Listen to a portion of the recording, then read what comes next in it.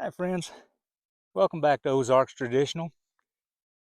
We're starting episode 3 of our series, Traditional Archery, Beginner to Bowhunter. We're just getting off of a 10-inch snow and below zero temperatures last week to 60 degrees and very pleasant weather and muddy conditions this week. So just part of living here in the Ozarks. Grace and I came out today. We're going to refresh our target faces, get ready to do a little shooting today. If you remember in episode 1, we covered how I chose a beginner budget recurve to get into traditional archery and how to shoot traditionally.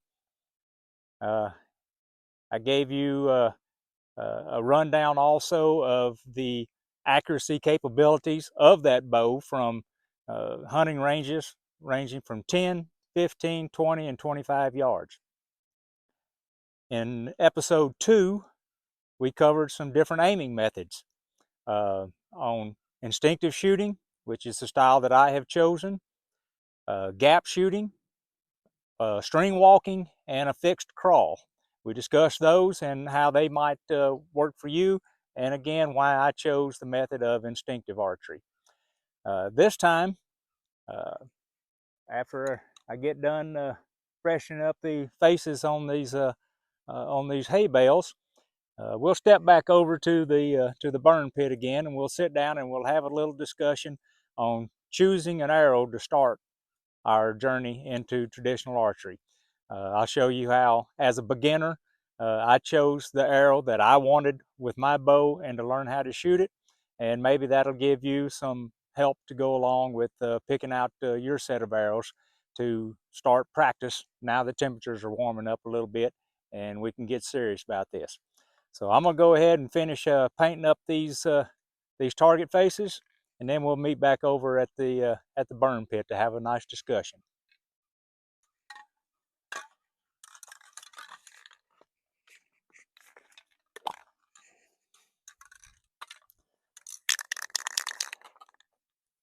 Early on in last summer, I literally shot my 3D target so much that I literally cut it in half. So what I ended up doing is making a template of the vital zone of this so that I could transfer over to a hay bale and still have a simulation of the vital area of a deer.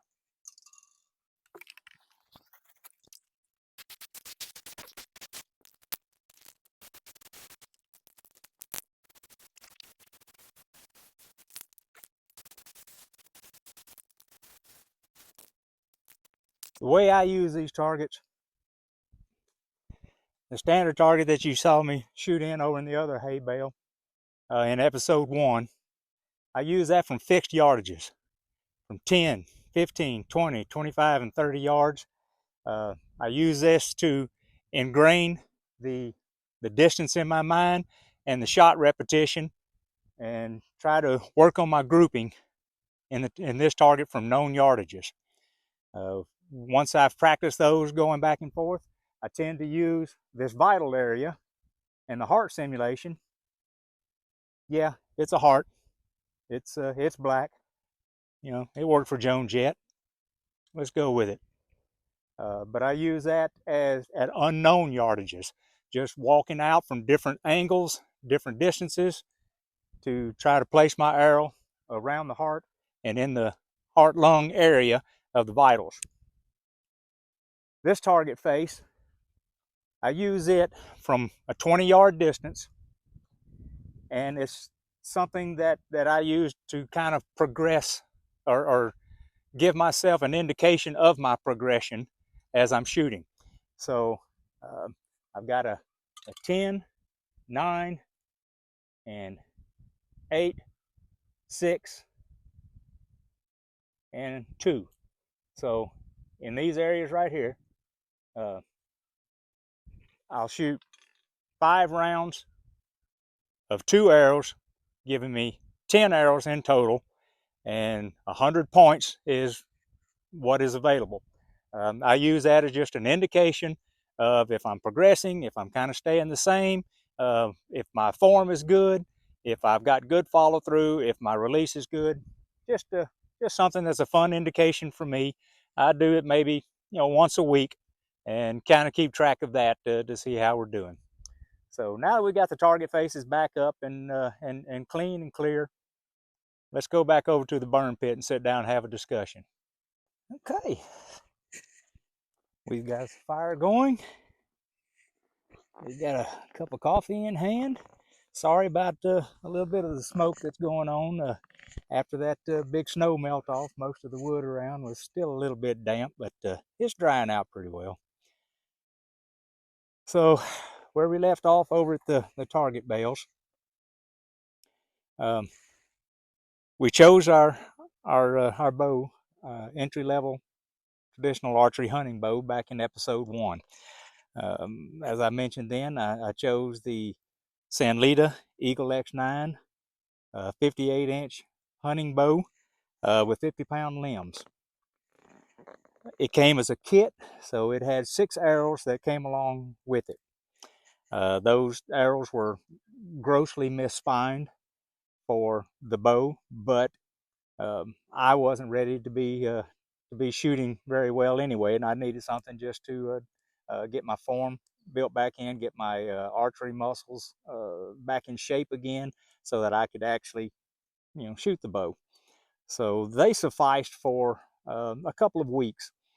I got to where I could actually hit a reasonable size target from 10 yards away, and that pleased me. So at that point, I knew that I was ready to try to do something to get me a little better matched arrow to my bow to begin practicing with before I formed any bad habits with a mismatched arrow. From my compound days, I knew perfectly well that the arrow and the bow needed to be spine matched correctly to each other. However, with a compound, you've got ways of micro tuning to get these things done. With a traditional archery shooting off the shelf, you've got to get pretty well matched to the bow to have any reasonable expectation of a broadhead flying into the same group that your field points fly into. And being a beginner traditional bow hunter, or hopeful beginner bow hunter, I had zero idea of how to really do this. So I started trying to research things, and I came upon a spine calculator online from one of the larger traditional archery suppliers on the internet, and began playing with that. So what I've done is gone back through what my arrow specifications and bow specifications are as close as I could to that spine calculator, and I'm going to go over those with you now. Hi, Lola. So I'm going to go over those with you now, and hopefully this will help you choose an arrow that will help you to start shooting the bow and getting to a point where you can do serious tuning by the time summer gets here. Probably within a month or 6 weeks.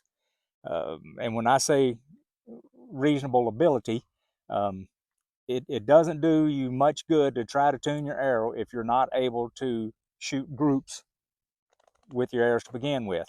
And they don't have to be, shaft slapping groups. I'm talking, 3 inches at 15 yards, maybe twice that at 20 yards, 4 to 6 inches. If you can shoot a 4 to 6 inch group at 20 yards, then you can do some serious work towards tuning your arrows to get good broadhead flight. I feel like it's what I've been able to manage, and if I can do it, I'm pretty sure that any one of you watching this video can do the same.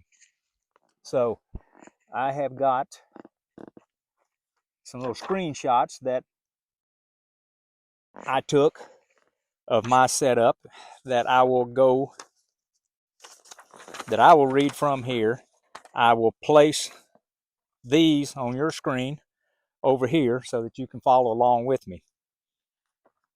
I didn't know what kind of arrow I was looking at. I knew I had come across in my research that a heavier front of center is desirable in traditional archery, and you kind of want to get the weight up. I knew that I wanted to go with carbon arrows because I can work with the carbon arrows. They're uh, they're easy to deal with. I shot aluminum a long time, but the carbon arrows are just they're a little more durable. They're a little tougher than the aluminums are. Easy enough to work with. So I was pretty set in my ways that I wanted a carbon arrow. I also knew that you wanted in the neighborhood of at least 10 grains per pound of bow weight um, to shoot the bow safely and effectively and quietly. The bow has to absorb, or it stores its energy when you pull the string. So when the energy is in the limbs, that transfers through the string into the arrow. So it has to release that energy. If the arrow doesn't accept enough of the energy that the bow is releasing, then you get more bow noise, more vibration, more hand shock. So I knew that I wanted to get at least in the neighborhood of 10 grains per pound of bow weight. I do own a bow scale, so my 50-pound limbs actually at 28 inches came out to be 48 pounds, which that's within tolerances of manufacturers, within a couple pounds, give or take. It could, 48 to 52. That's perfectly reasonable and acceptable. So my bow happened to be a 48-pound bow at 28 inches. So starting here, we enter the bow information. In the drop-down menu that you see by the name, there is a lot of bows that are listed. The Sanlita Archery is not one of those manufacturers that is listed, so I chose generic recurve as my bow name. The factory weight was 48 pounds at a factory draw length of 28 inches. My draw length is 28 inches. So now we come to a point where we have a little bit of calculations at the heading called center cut. So at center cut, you will see the instructions listed here. So that tells me that I need to take my bow, measure the thickest part, which here at the shelf, and so I measured here, here, and here to get the thickest part of my riser. Here on the riser is where it is most needed, because that's where the arrow is launching from. So that was 1.6 inches. So I then measured this part of the cutout, which came out to 8/10 of an inch. So 8/10. So when you divide the 1.6 by the 8/10 of an inch, you get 8/10 of an inch. So between 8, that tells me that the shelf is also 8/10. So what I have is a cut to center shelf that is on this bow. Now, I also have calf hair strike plate and shelf lining. There's some thickness to that. So this is 80 thousandths thickness. So that 80 thousandths needs to be subtracted from the shelf. So that comes out to, I've got a shelf, so where my arrow bumps up against this is 0.72 inches. So once that little bit of math is complete on it, the instructions will tell you from the drop-down menu, I'm in between. I'll show you the drop-down menu here. So I am in between the 0.6253, I believe it is, and the 0.1250. So I kind of did the numbers on both of those, and I'll show you that. We'll start with the 0.1250. So the string that I used is B55. I made my own B55 string.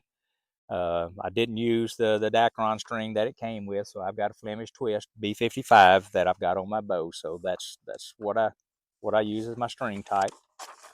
And after that, we have the information that needs to be entered for the arrow. I chose the Gold Tip Hunter 3555 black. I didn't end up going with that arrow. I ended up going with the Gold Tip Warrior, which is basically a blemished version of the Gold Tip Hunter, but they've got the exact same specs that go over into it. So for the purposes of this readout, we're going to go with the Gold Tip Hunter black. I usually like to cut my arrows at least an inch longer than what my draw length is, so I go with 29. I actually had some 125 point Magnus Stinger broadheads that I had mistakenly bought years ago when I used to shoot the 100s on my compound. I liked the way they shot. I liked it. I had these 125s, so I decided I wanted to use those. And I knew I needed to get my weight and my front of center both up, so I chose a 100 grain insert to go into it. It does not have footed shafts, and a quick explanation of footed shafts is just a reinforcement on the tip of your arrow to both add weight and add protection on the tip of it. It could be a boot, a little bit of aluminum shaft, epoxied onto the end of it. If you've got wood arrows, it could be a hard wood that is spliced into it, but I have no footed shafts on these. And for my total nock weight, I use a lighted nocks on my arrows, and they have a weight of 25 grains. So after adding that put together, we come to this after the calculation, and it shows the dynamic spine of the bow on the left, the dynamic spine of the arrow on the right, and then it will give you the total weight on the side of the arrow, the grains per pound weight, which 9.8 in my case, about the 10 grains I was looking for. My front of center, a little over 20%. My arrow speed, theoretic, 180.5. I'm not getting that speed out of my bow. My bow is actually shooting probably closer to the low to mid 170s. And then the available arrow energy, 34.1 foot-pounds. So then I went back and changed it to the center cut closer on the other side to match up to the other side, which was the 0.62. And that came out to this, which, if I remember correctly, is 51.4. So I'm in between the 51.4 and the 47.4, which is going to put me in the neighborhood of that 49 pounds. So I figure I'm pretty much dead on as far as matching my spines. The calculator gives recommendations to try to get these two numbers as equal as possible to within 2 pounds, and I am certainly within that. One of them shows it just slightly weak. The other one shows it just slightly stiff. So if I'm in between, I should be pretty much dead on with it. So I decided to go ahead and make the purchase of the Gold Tip Warriors. And I've been very happy with them there. They seem to be a good flying arrow, as good, obviously, as I can shoot. And again, as you saw the accuracy results from the episode 1 of this series. So that is how I chose my arrow.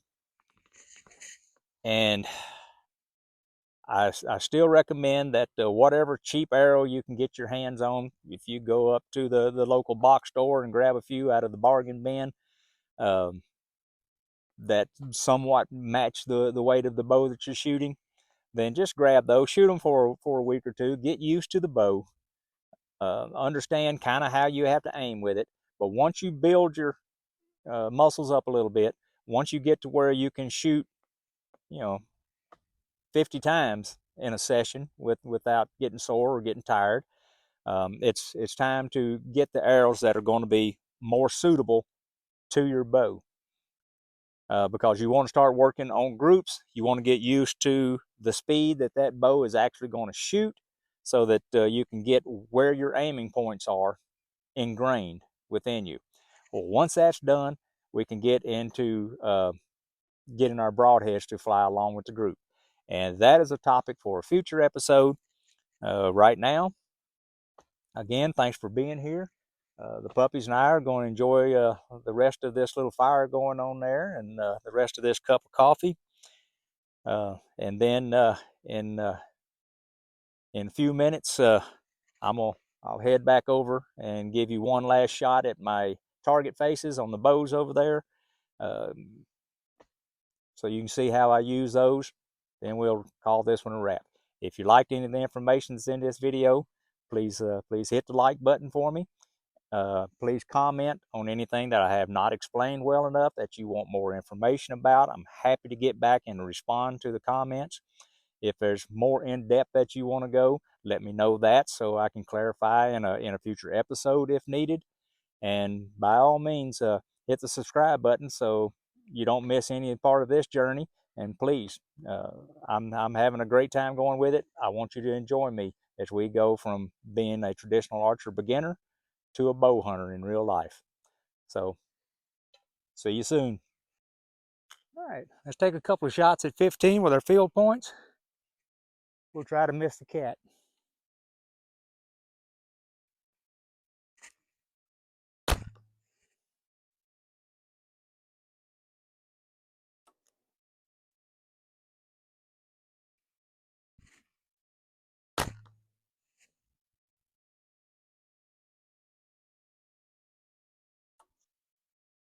Try the broadhead over on the vital target.